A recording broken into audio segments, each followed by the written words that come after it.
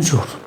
Aujourd'hui est la fête d'un saint allemand, Saint Luger, premier évêque de Münster. Il est né vers l'année 745 à Suesnon. Il fut missionnaire itinérant jusqu'à sa nomination comme évêque de Münster.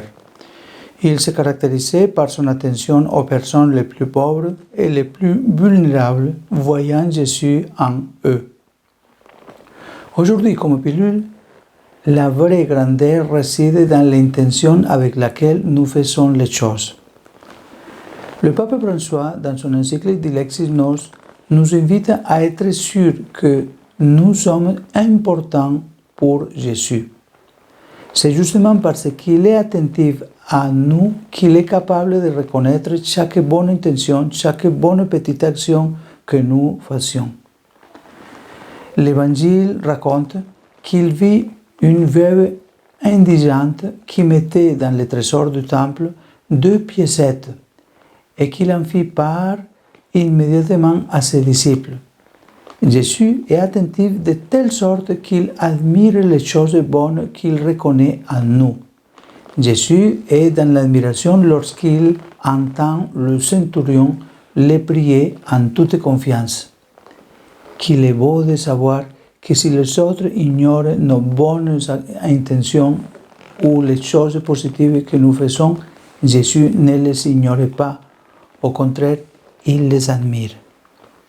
Jusqu'ici le texte du pape. Jésus, donc, ne se contente pas de nous regarder, mais il reconnaît aussi le bien en nous, même dans les plus petits gestes. La veuve qui donne 2 piécettes et le centurion qui montre sa foi nous enseignent que Dieu valorise l'intention et l'amour avec lesquels nous faisons les choses plus que la grandeur des actes eux-mêmes. Cette vérité nous libère du besoin de rechercher la reconnaissance humaine. Si Dieu veut ce que nous faisons en secret et en est satisfait, de quoi avons-nous besoin de plus? D'un point de vue psychologique, la reconnaissance est un besoin humain fondamental. Souvent, nous souffrons parce que nous avons le sentiment que nos efforts ne sont pas valorisés. Mais ce passage nous donne une certitude. Dieu voit, valorise et admire nos bonnes actions. Cela nous invite à changer de perspective. Au lieu d'être frustrés par le manque de reconnaissance, nous pouvons nous concentrer sur le fait de faire le bien, confiant que ce qui compte n'est pas d'être vu par les hommes, mais par Dieu. Philosophiquement, ce passage nous rappelle le concept d'éthique de la reconnaissance. Selon Emmanuel Levinas, une véritable relation avec les autres commence par la reconnaissance de leur dignité et de leur bien. Jésus nous montre que nous ne devons pas seulement voir les gens, mais aussi voir le bien en eux, quelque chose que nous oublions souvent. Cela nous met au défi de nous demander, reconnaissons-nous le bon chez les autres ou critiquons-nous seulement leurs défauts?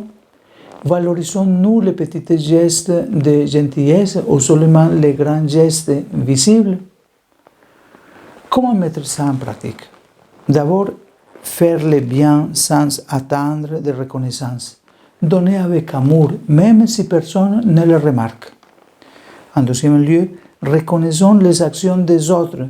Dites à quelqu'un merci ou je vois que tu fais et j'apprécie. En troisième lieu, pratiquons la gratitude. Remercions Dieu parce qu'il voit le bien en nous et remercions aussi les autres.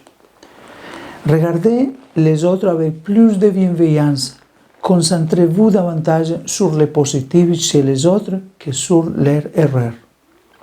En conclusion, Jésus nous invite à changer notre façon de voir le bien, en nous-mêmes, chez les autres et dans la vie quotidienne. Il nous montre qu'il n'y a pas de petites bonnes actions et que la véritable grandeur réside dans l'intention avec laquelle nous faisons les choses. Si Dieu nous admire, pourquoi douter de notre valeur? Que Dieu Tout-Puissant vous bénisse, le Père, le Fils et le Saint-Esprit. Bonne journée.